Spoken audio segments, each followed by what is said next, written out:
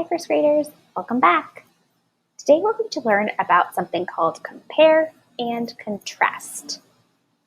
Sometimes nonfiction texts teach you how two things are alike and how they are different. This is called compare and contrast. Compare means to tell how things are alike or the same.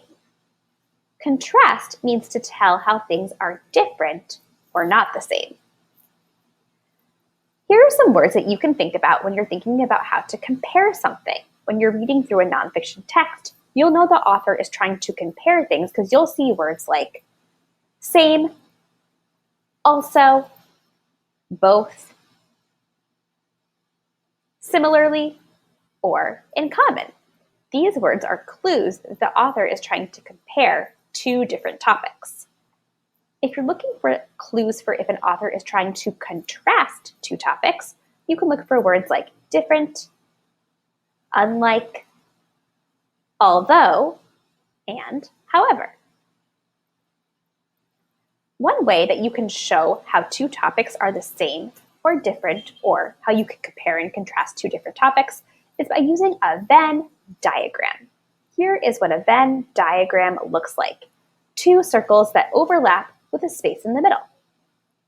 One circle is for the first topic, one circle is for the second topic, and the space in the middle is for how both topics are alike.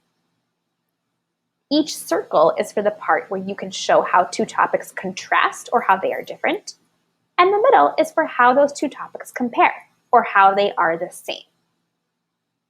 I'm going to read this article called Look at the Wings and compare and contrast the two different topics within this article.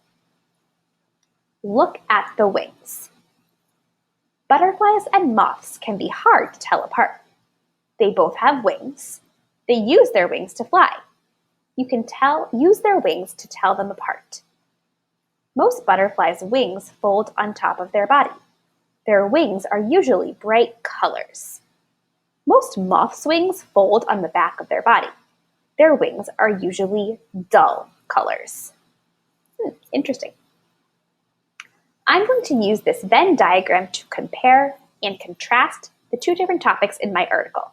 Topic 1 was butterflies, and topic 2 was moths.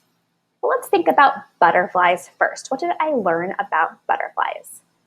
Well, one fact I learned about butterflies is that their wings fold on top of their bodies. Another fact I learned is that their wings are bright colors. Now I'm going to think about moths. What did I learn about moths from the article?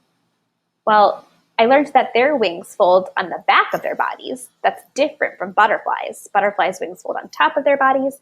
Moth wings fold in the back. I also learned that moth wings are dull colors. This is different from butterflies because butterfly wings are usually bright colors.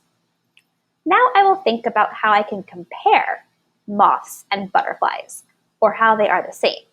I already wrote two different facts in each circle that shows how these two animals are different. Now I'm going to think about how they are alike. Well, one thing that they have in common is that they both have wings. Another fact that is the same about butterflies and moths is that they both use their wings to fly. I was able to use the facts that I learned from the article to compare and contrast butterflies and moths, or think about how butterflies and moths are similar and how they are different. For today's assignment, you're going to do the same thing. You're going to read two different articles on Pebble Go, one about frogs and one about toads. As you read, think about how frogs and toads are similar and how they are different. Finally, you will fill out your own Venn diagram on this compare and contrast worksheet. You can also write your answers on your own paper if you don't have a printer. Good luck, first graders. Have fun!